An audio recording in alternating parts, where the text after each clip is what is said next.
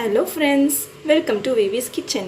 இன்னைக்கு நம்ம சேனல்ல டிஃபரண்டான சட்னி ரெசிபி ரெடி பண்ண போறோம். அதுக்கான தேவையான பொருளை ஃபர்ஸ்ட் சொல்லிடுறேன். 5 சின்ன வெங்காயம் ரஃப்பா சாப் பண்ணி வச்சிருக்கேன். உங்ககிட்ட சின்ன வெங்காயம் இல்லனா நீங்க பெரிய வெங்காயம் கூட யூஸ் பண்ணிக்கலாம். தேவையான அளவு பச்சை மிளகாய்,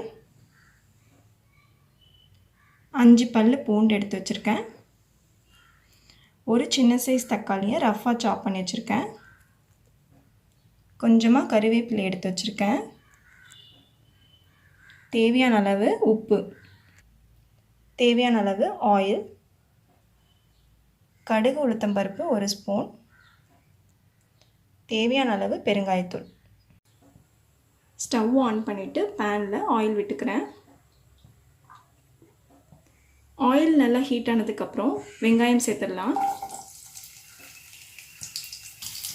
அது கூடவே சேர்த்து பச்சை மிளகாய், அது கூடவே சேர்த்து பூண்டு.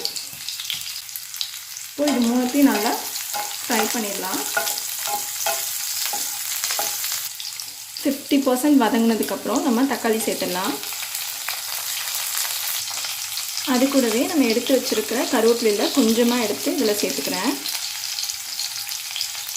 தேவையான அளவு உப்பு சேர்த்துக்கோங்க. இப்போ இது எல்லாத்தையும் நல்லா வதக்கிடலாம். இது எல்லாமே நல்லா வதங்கினதுக்கப்புறம் ஸ்டவ் ஆஃப் பண்ணிடலாம். இதை நம்ம ஆற வச்சு மிக்ஸி ஜாரில் போட்டு எடுத்துக்கலாம்.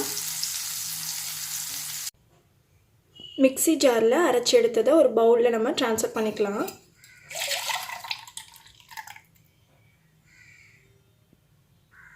கொஞ்சமாக மிக்ஸி ஜாரில் தண்ணி சேர்த்து அதையும் இதில் ஆட் பண்ணிக்கிறேன். இது நல்லா கலந்து விட்டுக்கோங்க. இப்போ நம்ம தாளிப்பு ரெடி பண்ணிடலாம். ஸ்டவ் ஆன் பண்ணிவிட்டு கொஞ்சமாக ஆயில் சேர்த்துக்கிறேன்.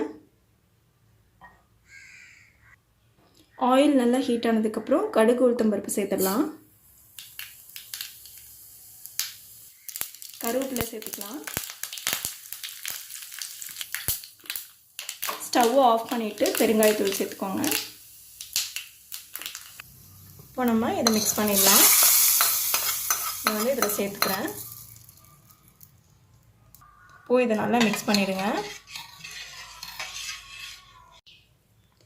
பாருங்கள் ஃப்ரெண்ட்ஸ், இப்போ டிஃப்ரெண்ட்டான ஒரு சட்னி ரெசிபி ரெடி ஆகிடுச்சு. இதை நீங்கள் வீட்டில் கண்டிப்பாக ட்ரை பண்ணி பாருங்கள். நீங்கள் நார்மலாக 3 தோசை சாப்பிடுவீங்க அப்படின்னா இந்த சட்னி தொட்டு சாப்பிட்டிங்கன்னா 5-6 கூட சாப்பிட ஆரம்பிச்சிடுவீங்க. அந்தளவுக்கு டேஸ்ட்டாக இருக்கும்.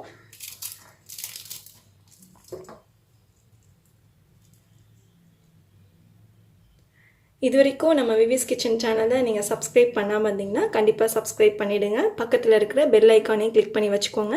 அப்போ தான் நான் போடுற புது வீடியோஸில் உங்களுக்கு அப்டேட்டடாக வந்து சேரும். லைக் பண்ணுங்கள், ஷேர் பண்ணுங்கள், கமெண்ட் பண்ணுங்கள். Thank you friends.